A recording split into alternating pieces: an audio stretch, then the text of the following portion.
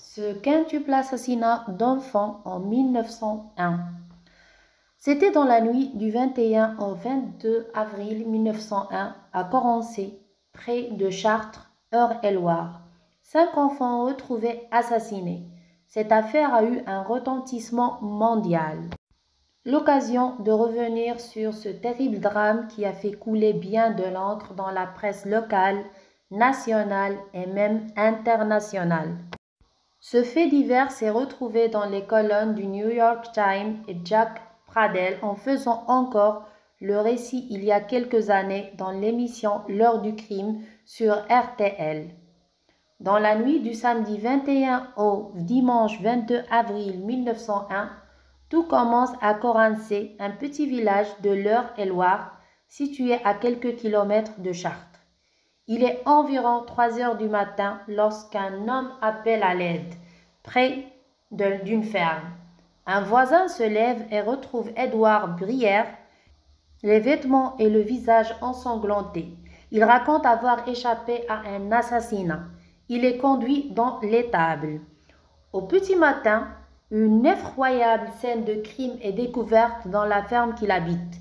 Ses 5 enfants, Flora 15 ans, Béatrice 12 ans, Laurent 9 ans, Laure 6 ans et Célina 4 ans ont été assassinés, ainsi que Ravageur, le chien de la famille, seul rescapé de la fratrie, l'aîné, qui vit chez une tante. Édouard Brière est un homme de 40 ans dont la femme est décédée il y a plusieurs années et élève seul ses 6 enfants. Décrit comme un homme tout à fait apprécié et un père aimant, il se plie aux normes de la société. L'enquête est ouverte et les premiers soupçons ne se portent pas sur cet agriculteur de la Beauce. On arrêtera une 50aine de nomades. La première hypothèse est celle d'un crime de rôdeur, explique l'historien Alain Denizet. Les individus arrêtés sont rapidement mis hors de cause. Édouard Brière revient sur les lieux du crime après quelques examens médicaux. On ne lui diagnostiquera que quelques blessures superficielles qu'il aurait très bien pu s'infliger lui-même. Le père de famille est accusé du quintuple meurtre.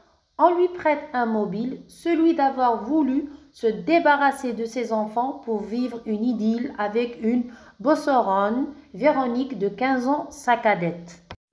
La jeune femme niera avoir ordonné à Bière de tuer sa progéniture. Et Édouard Brière n'avouera jamais les crimes. Aucune preuve matérielle ne l'accable. Le procès se tient finalement le 16 décembre 1901 devant la cour d'assises d'Eure-et-Loir. La justice rend son verdict devant un public venu nombreux et les journalistes de la presse nationale qui suit l'affaire de très près. L'agriculteur est condamné à la peine de mort. Édouard Brière sera finalement gracié par Émile Loubet, président de la République de l'époque, et il décédera au bagne de Cayenne où il occupait un poste d'infirmier. En 1910, quelques mois après son décès, un homme se présente au commissariat de Tours et dit être le meurtrier des enfants Brière. Des éléments tels que la date des assassinats ne concordent pas. Des doutes sur sa culpabilité subsistaient néanmoins et le président de la République, Loubet, commua la peine capitale en travaux forcés à perpétuité le 1er février 1902. Il fut envoyé au bagne où il mourut le 28 mars 1910.